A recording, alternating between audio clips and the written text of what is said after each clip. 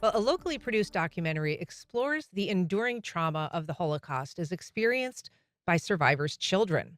Joining me to discuss the stories of remembering and resilience is Stacy Goldring, creator of the documentary Traces: Voices of the Second Generation. Good morning, Stacy. Good morning. How are you, Anne? I'm good. So people will obviously recognize your name as our book club host um, from First Coast Connect Book Club, but you are also, well, you're involved in a lot of things. This film has been a passion project and a years long endeavor. Um, Tell us a little bit about how you got started on the film. Sure. Just to expand on the description of traces, it does explore the trauma, but really, it reveals the strength of survivorship.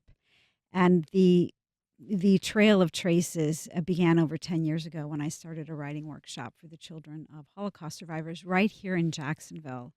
And I recognized very quickly after I started the workshop that not only were we there to document their parents' story for the historical record, for their own personal legacy, but they had a story to tell too, because the Holocaust did not end when the camps were liberated.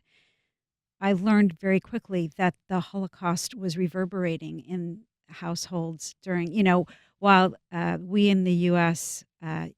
We were going crazy over the Beatles and Elvis, and Vietnam was happening, and Watergate and Lawrence Welk show and Mutual of Omaha's Wild Kingdom, and we're doing all these 50s, 60s, 70s things.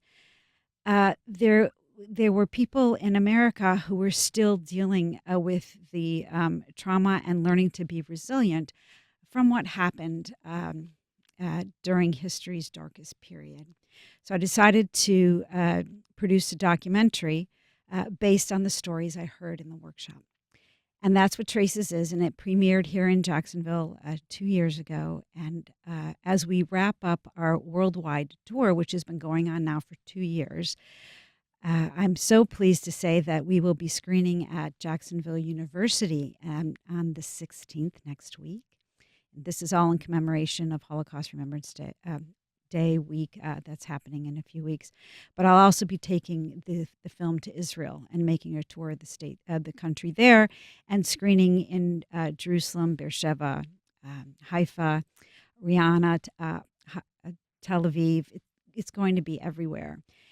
And I honestly can't get my head around it, Anne, because when you think about what a country like that represents and how it came, how it's evolved over, hundreds and hundreds, thousands of years, and now people who had suffered so much and their story is now coming back to home in a way, and it's you can tell I get very emotional about it.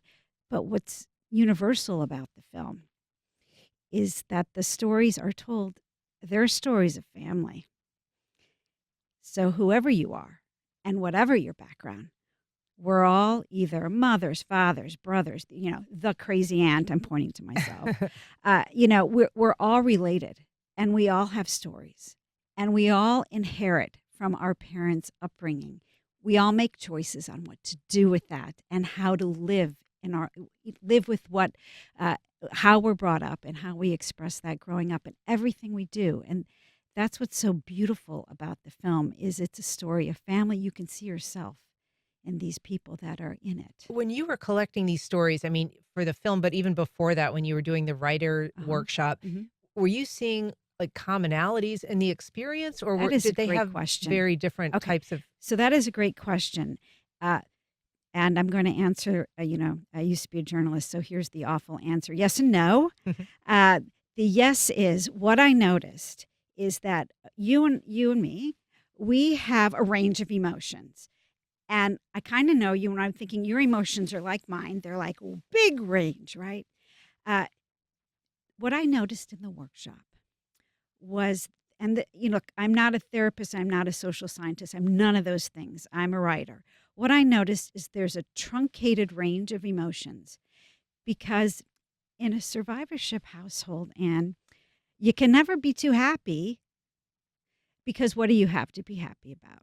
Right. Look at why do you want to celebrate a birthday? Like everything is measured, and Mhm. there's this backdrop of all this loss. Mhm.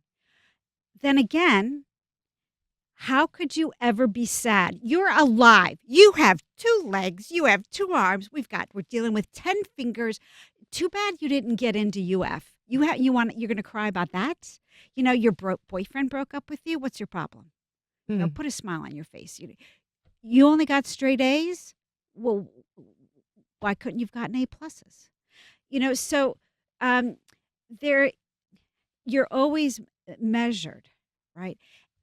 With And that kind of traumatic experience as backdrop. yes, yes. So how does that manifest in these voices heard on film? There's no narration. This is all the voice. So you don't have to listen to me at all. They're all voices of individuals who are from Florida, right? So it's very local in a Mhm. way. My entire crew is local. It's all local talent. Uh, and what we hear are their stories of growing up and upbringing, the choices they make in their lives. And it's the best film ever made on planet Earth, I just have to say. This is going to be, as you said, in late April between the 23rd and the 28th, doing a number of screenings across Israel. Hmm. And just briefly, I mean, you're going to be there for all of those, participating in these Yes. panel discussions. Hmm. Yeah. Yes. So if you know anyone in Israel, please tell them to come. They can go to the website tracesfilm.com and see the lineup of where we'll be. And what's interesting is I'm going in Israel. I will be. There'll be a panel discussion afterwards with. The name of the organization is AMCHA, which basically stands for this organization in Israel that supports all survivors and the second generation, because the second generation, they are now moved into this position of being a primary source Mm. because their parents are no longer here to tell the story. Imagine having to tell your most personal stories about growing up, right? Even to your best friends, it's something that you talk about is so personal. Imagine getting in front of a camera like this, like with the lights, everything, and just sharing that on film. These are really brave individuals. So the stories that are told are inspirational. They give us hope. And what we need now more than ever is hope. This is a very different film than it was before October 7th. Oh. And that's what I've learned about storytelling on film is that it changes depending on what's happening in the world. So it's become more and more of a beacon of hope and resilience. And that's what Traces is. It screens locally April 16th at 10 in the morning at the Terry Concert Hall at JU. Stacey Goldring, thank you so much for being here. Thank you so much.